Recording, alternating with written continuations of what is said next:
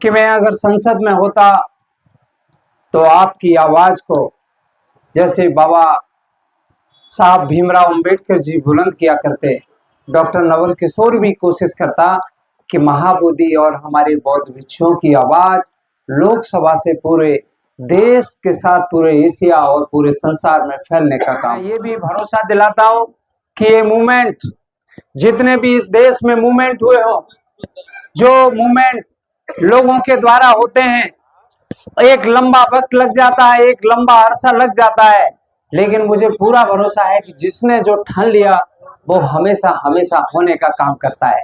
इतिहास में बात करूं, चाहे हम माँ सावित्रीबाई फुले की या ज्योतिबा फुले जी की, सोचिए उस जमाने में माँ सावित्रीबाई फुले महिलाओं को पढ़ाने के लिए सामंतवादियों तरह तरह के उनके ऊपर कटाक्ष करते थे। कोई गोबर फेंकता था, कोई कीचड़ फेंकता था। मुझे पूरा भरोसा है कि आपके इस मूवमेंट के लिए तमाम अड़चने आएंगी, लेकिन मैं कह सकता हूं जैसे माँ सावित्रीबाई फुले का मूवमेंट नहीं रुका, ज्योतिबा फुले जी का मूवमेंट नहीं रुका, बाबा भीमराव अंबेडकर जी ने सोच लिया था कि इस देश के तमाम करोड़ों पिछड़ों और दलितों को हमें आजाद कराना है, उनको हक और अधिकार दिलाना है। मुझे पूरा भरोसा है कि ये मूवमेंट, महाबोधि मूवमेंट सफल होगा। और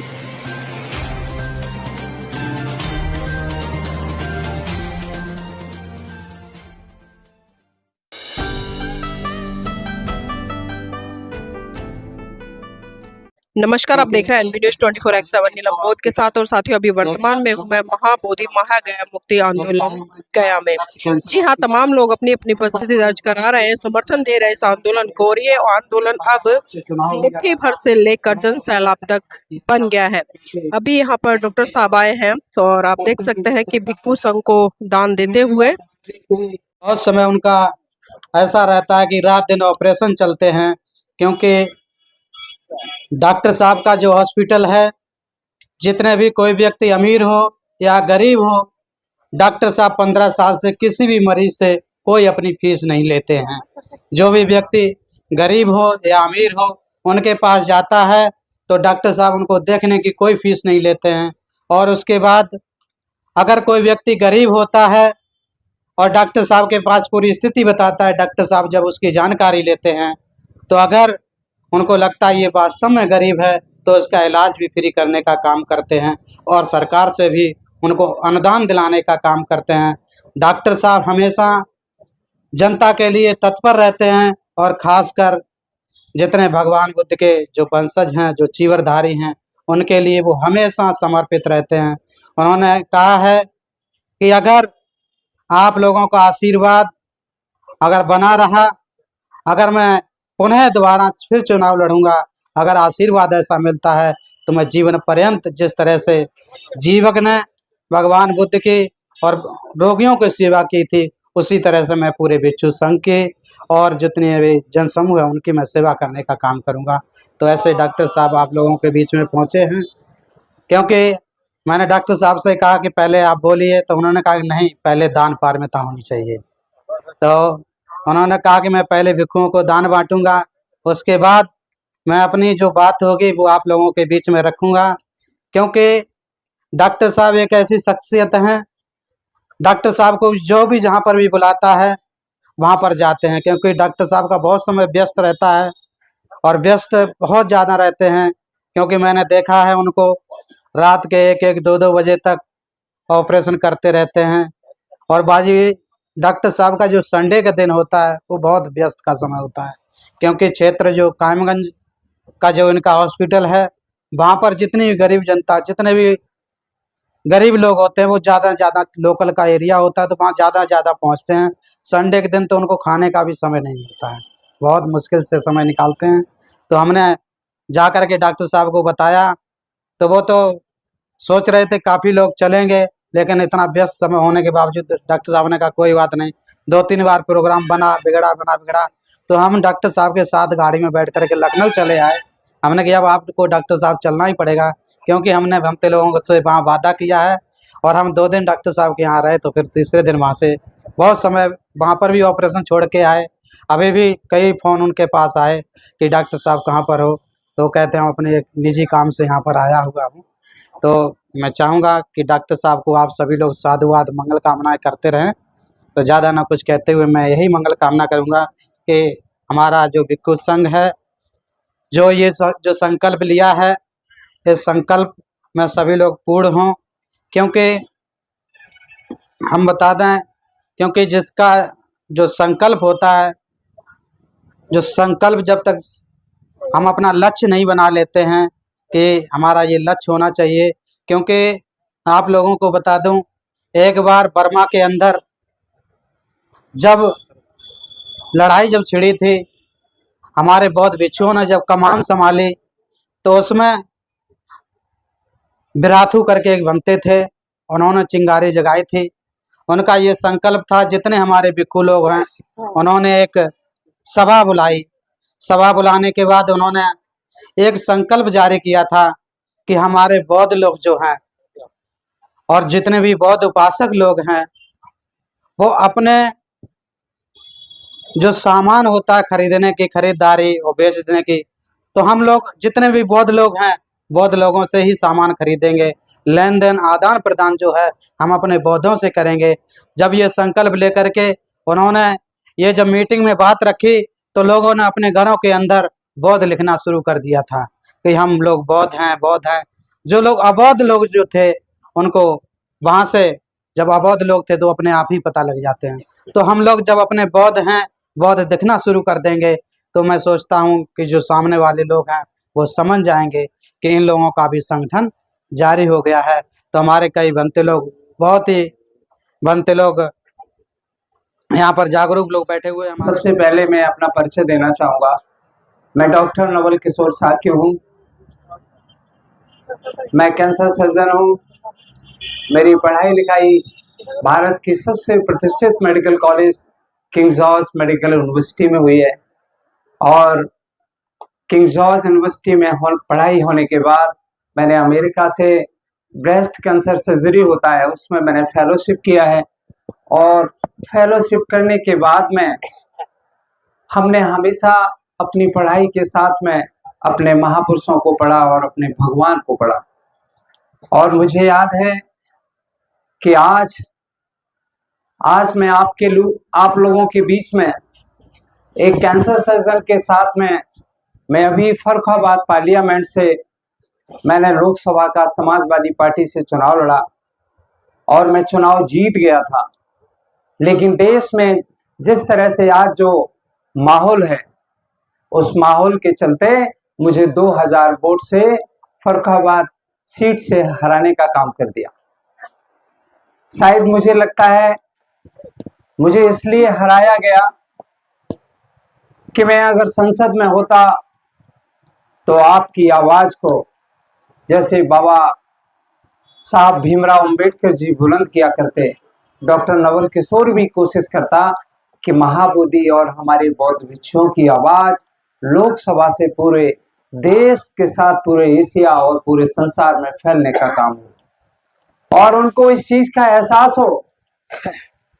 आज मैं महाबोधि मंदिर घूमने गया, हमारी विरासत है, हमारी धरोहर है, और मुझे दुख इस बात का है कि अगर मेरे पास अपनी सिक्योरिटी नहीं होती तो मुझे महाबोधि के सामने फोटो भी खींचने का मौका नहीं था। महाबोधि महाविहार में हम फोटो भी नहीं खिंचवा सकते। मुझे तो कभी कभी जब अपनी विरासतों पर मैं घूमता हूं तो मुझे क्या ये आजाद भारत लग रहा है? मैं कह सकता हूं कि जिस तरह बाबा भीमराव अंबेडकर जी ने कहा था कि उस आजाद भारत में भी एक गरीब तबका है और एक दबा हुआ तबका है, मुझे सबसे पहले उनके लिए आंदोलन करना चाहिए। और वही मुझे लग रहा है मैं भी कहना चाहूंगा कि इस आजाद भारत में हमने संसार के बहुत सारे देशों की यात्रा की है, और जिस तरह से हमारे देश में आजाद होने के बाद भी आज हम गुलाम बने हुए हैं, इसके लिए हमें आप सबका आशीर्वाद चाहिए। और मैं तथागत के सामने आज तथागत के मंदिर में जब पहुंचा और मैंने पूजा की और तथागत से बस यही आशीर्वाद मांगा कि हे भगवान, डॉक्टर नवल किशोर को इतना आशीर्वाद दो, मेरे अपने लोगों को इतना मजबूत करो कि महाबोधि को मुक्त करना तो छोटी बात, आपका परचम फिर से बुद्ध में होके पूरे भारत देश में फैले। ऐसी मैंने आज महाबोधि मंदिर में प्रार्थना की थी। और मुझे याद है जब मैं 11वीं क्लास में पढ़ता था, उस समय महाबोधि को मुक्त कराने का मूवमेंट, आज पूजनीय भंते जी यहाँ बैठे हुए थे, करुणाकर जी, पूजनीय भंते करुणाकर जी के साथ में भंते आनंद जी थे और जापान के भंते सुरई ससाई थे। मुझे याद है कि जब हम 11वीं क्लास में पढ़ते थे तो दिल्ली के बोट क्लब पर एक दिन बौद्ध भिक्षु बनकर डॉक्टर नवल किशोर ने उस बचपन में धरना देने का काम किया था। आज मैंने एक महाबोधि टेम्पल से एक इंग्लिश में किताब थी, उसमें महाबोधि मूवमेंट को मुक्त करने का आंदोलन देखा था। अभी तो दो ही तीन बातें पढ़ी, और 3 बातें पढ़ी उसमें मैंने देखा कि जब देश में ब्रिटिश का शासन था, उस समय भी महाबोधि की सफाई और मुक्त करने के लिए जो आंदोलन चले, उसमें भी हमारे महाबोधि को, उसमें हिंदुओं के पवित्र मंत्र किए गए थे। ये मैंने छोटी सी लाइन उस किताब में पढ़ी थी। लेकिन मैं कहना चाहता हूं, आज अभी थोड़ी देर पहले यहाँ का पुलिस प्रशासन आया था, और यहाँ पर जो मूवमेंट चला रहे हैं आकाश लामा जी, मुझे लगता है उनके लिए नोटिस आया था, और आप सबके लिए भी नोटिस इस बात का संकेत है। अभी भंते जी कह रहे थे कि जेल जाना पड़ेगा। मैं कह रहा हूं कि आप लोगों को अगर जेल जाना पड़े, उससे पहले हम सारे उपासक जेल जाने को तैयार हैं। ये भरोसा हम आपसे कर रहे हैं, और मुझे पूरा भरोसा है कि इस मूवमेंट को चलाने वाले जो भी लोग हैं मुझे बता देंगे, कम से कम 5000 उत्तर प्रदेश से उपासकों को लाने की व्यवस्था डॉक्टर नवल किशोर साके करेगा। मुझे ये भी मालूम है बाबा साहिब भीमराव अंबेडकर जी इतनी बड़ी ताकत हमें और आपको दे गए, और आप सभी बौद्ध भिक्षु हैं। आप सभी बौद्ध भिक्षुओं ने अगर सही मायने में इस देश में संदेश दे दिया, तो मैं कह सकता हूं कि अकेले महाबोधि की बात नहीं है।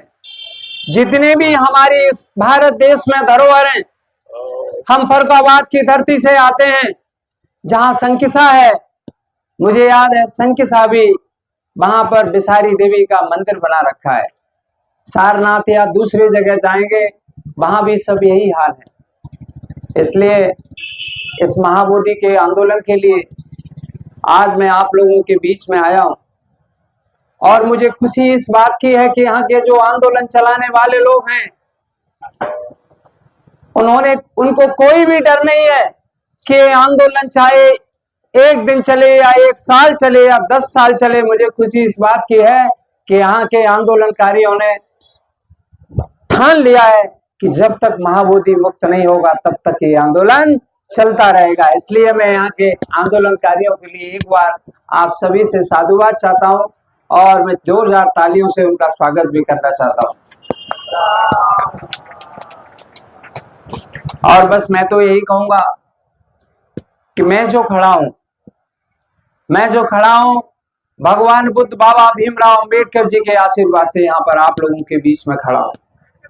इसलिए मैं देख रहा हूं कि यहाँ के आंदोलन में बाबा साहब भीमराव अंबेडकर के मानने वालों की संख्या ज्यादा है। मैं पश्चिमी उत्तर प्रदेश से आता हूं, लेकिन अपनी आलोचना खुद से भी करना चाहूंगा।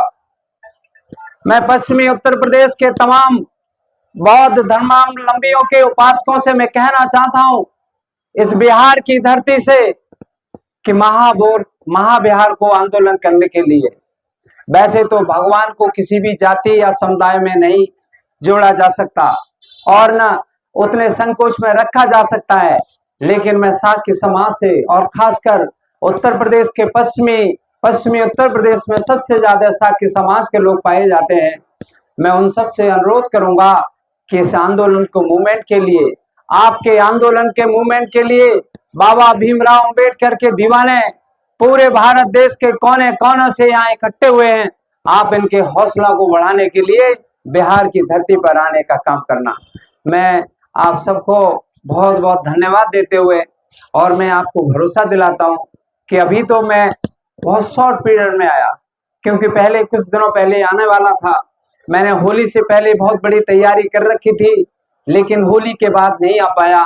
लेकिन मुझे जैसा भी यहाँ की कमेटी का आदेश होगा, हम हजारों की तादाद में आपके इस मूवमेंट को आगे बढ़ाने के लिए, महाबोधि को मुक्त कराने के लिए और आपके कदम से कदम चलाने के लिए बिहार की धरती पर हमेशा हमेशा योगदान देने का काम करेंगे। और मैं ये भी भरोसा दिलाता हूँ कि ये मूवमेंट, जितने भी इस देश में मूवमेंट हुए हो, जो मूवमेंट लोगों के द्वारा होते हैं, एक लंबा वक्त लग जाता है, एक लंबा अरसा लग जाता है, लेकिन मुझे पूरा भरोसा है कि जिसने जो ठान लिया वो हमेशा हमेशा होने का काम करता है।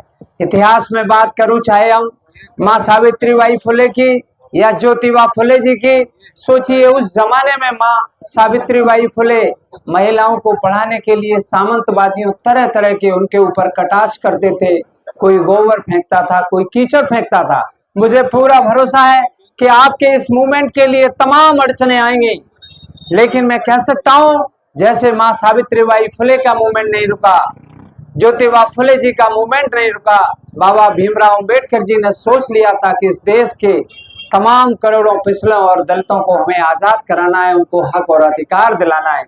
मुझे पूरा भरोसा है कि ये मूवमेंट, महाबोधि मूवमेंट सफल होगा और महाबिहार को मुक्ति करने का, और खासकर जो बुद्धिस्ट टेम्पल एक्ट 1949 का जो बनाया गया है, ये टेम्पल भी मैं कह सकता हूँ कुछ लोगों ने ही बनाया होगा। और जब उससे भी बड़ी चीज हमारे संविधान निर्माता बाबा भीमराव अंबेडकर जी ने बना दी है, तो ये मूवमेंट उसी संविधान के द्वारा बदल के रहेगा। और उसमें सबसे बड़ी आप सबकी जो आज ताकत है, अभी 5 अप्रैल को सम्राट अशोक की जयंती मनाई जाएगी। 5 अप्रैल को सम्राट अशोक की जयंती मनाई जाएगी। मैं तो कह सकता हूं, सम्राट अशोक ऐसा चक्रवर्ती सम्राट, इतिहास में अगर हम देखते हैं और खासकर राजाओं के इतिहास की अगर हम बात करें, राजाओं का जो भी इतिहास रहा है, उसमें प्रजा को हमेशा उन्होंने शोषण करने का काम किया है। लेकिन एक राजा चक्रवर्ती सम्राट थे, जब उनकी तलवार उठी तो खून की नदियां बह गईं। और जब उनकी तलवार को उन्होंने गिराया और बुद्ध का परचम लहराया, तो इस धरा पर एक तरह से करुणा का सागर बह दिया। ऐसे सम्राट अशोक की जयंती आप सभी मनाने जा रहे हैं, इसलिए मैं आप सबके बहुत बहुत धन्यवाद देते हुए पुनः जो बौद्ध भिक्षु हैं और बुद्धिस्ट भिक्षु संघ है, उनके चरणों में शीश झुकाते हुए अपनी बात को विराम करता हूं, इस उम्मीद और विश्वास के साथ कि आपका मूवमेंट ये 100% सफल होके रहेगा, महाबोधि महाविहार सफल होके रहेगा, और बीटी जो 1940 एक्ट है वो भी बदल के रहेगा। जय भीम, नमो बुद्धाय।